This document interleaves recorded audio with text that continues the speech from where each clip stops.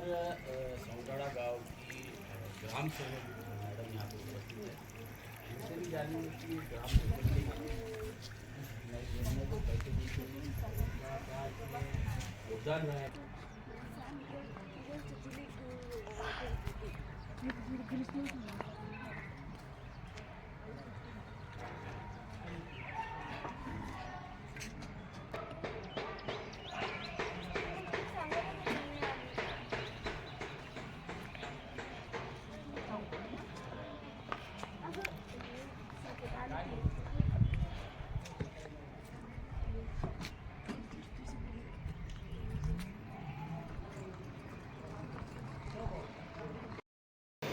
जय भीम, जय शिवराय, जय संविधान.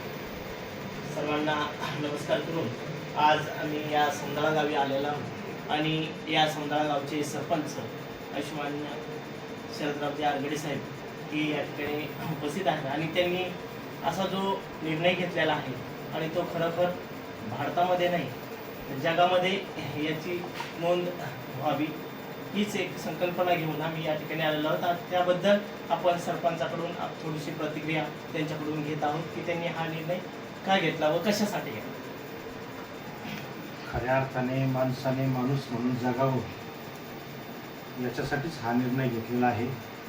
आपण बघतो की समाजामध्ये भारतीय संस्कृती आपण प्राण्यांना देखील देव मानायला तयार आहोत. गाईला आपण माता म्हणतो, कुत्र्याला खंडोबा म्हणतो, हत्तीला गणपती म्हणतो आणि एवढंच काय डुकराला वराळ देव म्हणतो आणि तिथं डोकंही टेकवतो. परंतु माणसाला माणूस म्हणायला तयार नाही. जातीवाद इतका फोफवला आहे, त्याचं विष इतकं खोलवर गेलं की माणसाला माणूस म्हणायला तयार नाही. आणि भारतीय संविधान आपल्याला शिकवतं माणसाने माणूस म्हणून जगलं पाहिजे.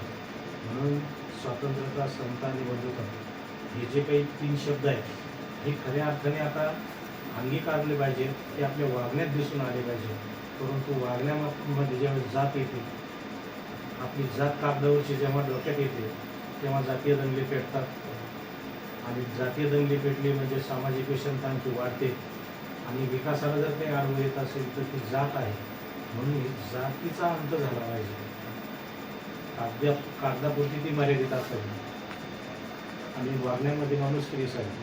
म्हणून 5 फेब्रुवारी रोजी आम्ही विशेष ग्रामसभा घेतली आणि या विशेष ग्रामसभेमध्ये आम्ही सौंदळा गाव हे जातीमुक्त गाव म्हणून घोषित केले आणि त्याचा सगळ्या स्तरातून अभिनंदन झालं. आणि मला अपेक्षा आहे की आम्ही केलेली ही सुरुवात जी आहे त्याचे ठिणगी टाकायचं काम आम्ही केले. आता याचा बनवा नक्की होईल. आज आपण या सौंदळा गावी आल्याच्या नंतर खरोखर आरगडे सरांचं या ठिकाणी कौतुक असं केलं पाहिजे ना, आभारही मानले पाहिजे. जेवढे आभार मानू तेवढे कमीच आहेत. त्यांना आपण समाजाच्या वतीनं या ठिकाणी मी भारतीय बौद्ध महासभेच्या वतीनं बौद्धाचार्य यांना त्यांना एक शुभेच्छा देतो आणि या ठिकाणी थांबतो.